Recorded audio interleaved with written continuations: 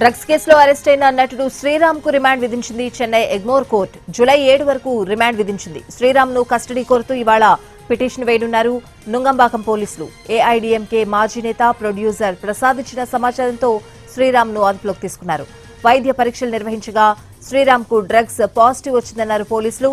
అతడి దగ్గర నుంచి కొకైన్ స్వాధీనం చేసుకున్నట్లు చెప్పారు. ప్రసాద్ గతంలో శ్రీరామ్ నటించిన ఓ సినిమాకు నిర్మాతగా వ్యవహరించాడు. వారం క్రితం ఓ బార్కు వెళ్లిన ప్రసాద్ గొడవకు దిగాడు. దాంతో పోలీసులు అరెస్ట్ చేశారు. ఈ గొడవలో అతడి స్నేహితుడు ప్రదీప్ తో పాటు ఘనా దేశానికి చెందిన జాన్ అదుపులోకి తీసుకున్నారు. వారిని విచారించగా ఈ డ్రగ్స్ లింకులు బయటపడ్డాయి. 2023 నుంచి డ్రగ్స్ సప్లై చేస్తున్నట్లు ప్రదీప్ నేరం అంగీకరించాడు. బెంగళూరు నుంచి చెన్నై తీసుకొచ్చి సప్లై చేస్తున్నట్లు ఒప్పుకున్నాడు.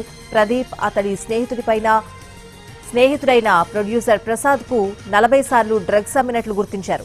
ప్రసాద్ ను ప్రశ్నించగా తాను నటుడు శ్రీరామ్ కు డ్రగ్స్ ఇచ్చినట్లు చెప్పాడు.